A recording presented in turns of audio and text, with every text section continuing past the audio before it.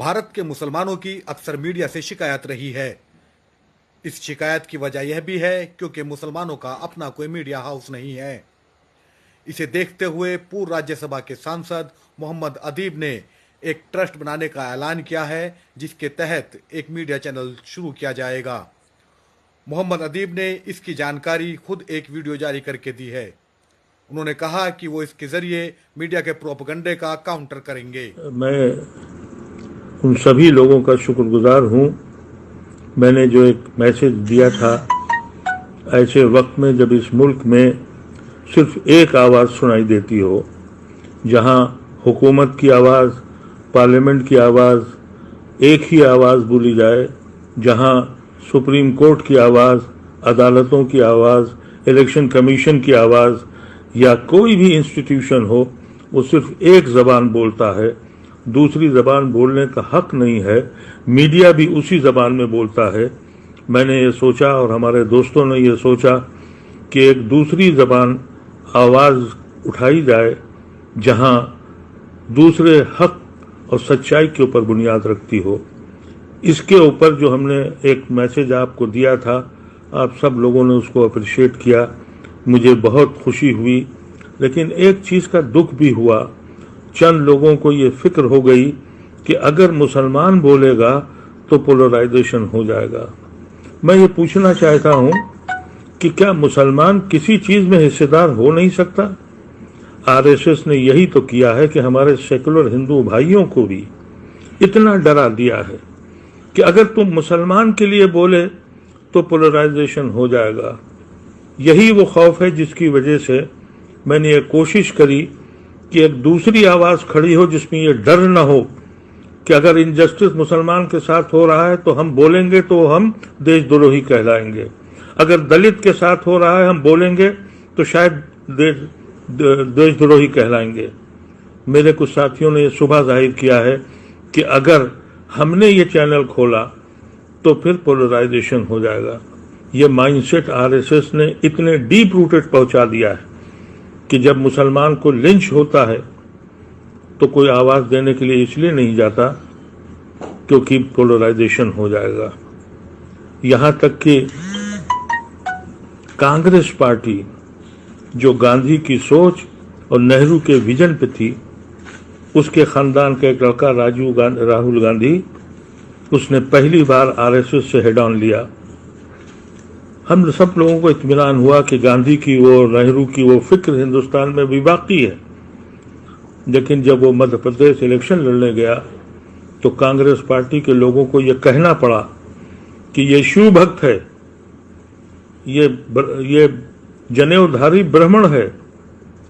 मैं हैरत में रह गया, क्या राहुल गांधी को ये जरूरत थी बताने की कि उसके अंदर जो खून बह रहा है वो जवाहरलाल नेहरू का है, उस इंदिरा गांधी का पोता है, वो राजीव गांधी का बेटा है? क्या उसको जरूरत पड़ी? यही तो फतेह है आरएसएस की, और यही फतेह है जिसने बहुत से हमारे सेकुलर हिंदू भाइयों को डरा दिया है। मैंने कभी भी मुस्लिम पार्टी की या मुस्लिम सियासत की तारीफ नहीं कर रहा हूं।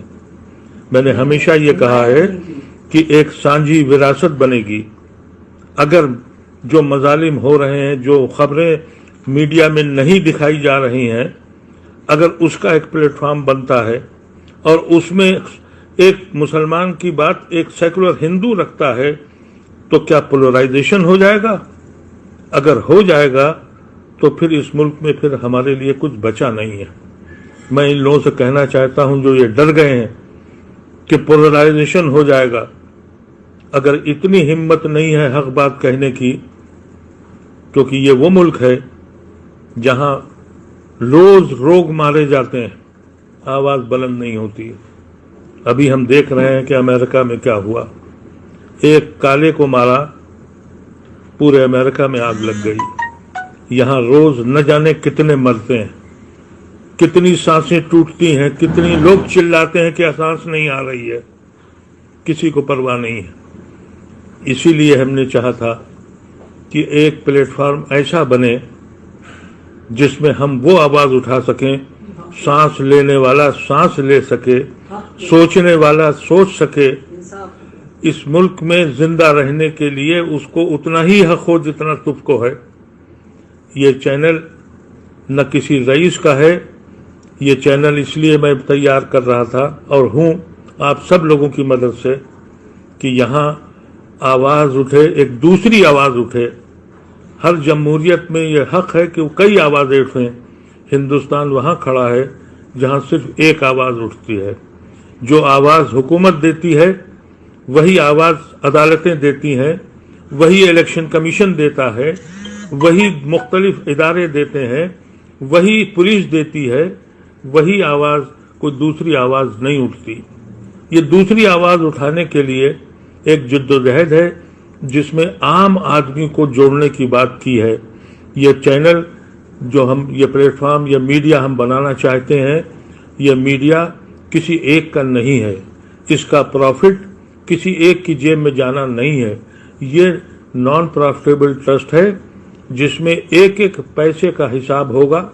ہر انسان کو حق ہوگا کہ وہ معلوم کرے کہ یہ پیسہ کہاں سے آیا اور کہاں گیا، اور جتنے پیسے بڑھتے جائیں گے ہم اتنے ہی اس کو بڑھاتے جائیں گے۔ ہم بالکل ایڈوانس سٹیج میں ہیں کہ اس کو پورا کرتے ہی، اس چینل کو وائر کے لیول پہ لاتے ہی ہم اس کو نیشنل ٹیلی ویژن پر لائیں گے، اور اس کے لیے ہم آلریڈی نیگوسیشن کر چکے ہیں۔ اگر اللہ نے مدد کری تو اگست یا ستمبر سے 1 گھنٹہ ہم روز ایک نیشنل ٹیلی ویژن پر ایک پروگرام کریں گے جس میں کمپیٹنٹ مسلمان یا ہندو اینکر اس کو چلائے گا، اور بہترین اینکر چلائیں گے، اور ہم ایک دوسری آواز پیدا کرنے کے لیے کر رہے ہیں۔ میں اپنے ان سیکولر بھائیوں سے جن کو یہ ڈر لگ رہا ہے کہ پولرائزیشن ہو رہا گا، میں ان سے صرف اتنا کہنا چاہتا ہوں کہ آر ایس ایس کے اس جنگل سے باہر نکلیے۔ یہ آر ایس ایس ہندوستان کا تصور نہیں کیا، اس نے ہندوستان کا تصور گاندھی کی سوچ نے کیا تھا، اور گاندھی کی سوچ میں مسلمان کی مدد کرنا جرم نہیں تھا، نہ ہی خوف تھا۔ اس دور سے نکل جائیے۔ میں آخر میں آپ سب لوگوں کا پھر شکریہ کر کے یہ کہتا ہوں کہ بہت جلد میں وہ ساری چیزیں انکلوڈنگ اکاؤنٹ نمبر، جیسے ہی یہ لاک ڈاؤن ختم ہوگا یا اور ہلکا ہوگا، آپ کے سامنے پیش کروں گا۔ یہ اس تحریک میں میرے ساتھی پروفیسر ترپاٹھی اور دوسرے میرے بہت سے ساتھی اس میں شامل ہیں، جو ہم سب لوگ مل کے لڑ رہے ہیں۔ اس کو یہ مت کیجیے، کیونکہ یہ دستور بن گیا ہے کہ مسلمان کا نام اکیلے نہیں لیا جاتا۔ جب مسلمان پہ آفت آتی ہے تو یہ کہا جاتا ہے کہ مسلمان، بیکورڈ، دلت اینڈ سو۔ کسی میں ہمت نہیں ہے یہ کہہ سکے کہ مسلمان پہ تکلیف پہنچی ہے۔ اس مائنڈ سیٹ سے ختم کر دیے۔ میں آپ سے پھر گزارش کرتا ہوں، اپنے کو پھر سے سوچئے۔ ہم آر ایس ایس کے ٹریپ میں پھنستے چلے جا رہے ہیں۔ ہماری لڑائی صرف آر ایس ایس اور اس کی سوچ سے ہے اور کسی سے نہیں ہے، اور جس دن ہم نے اس سوچ سے اپنے کو بچا لیا، اس دن ہم اپنے ملک کو بچا لیں گے اور گاندھی اور نہرو کے خواب کو پورا کریں گے۔ بہت شکریہ۔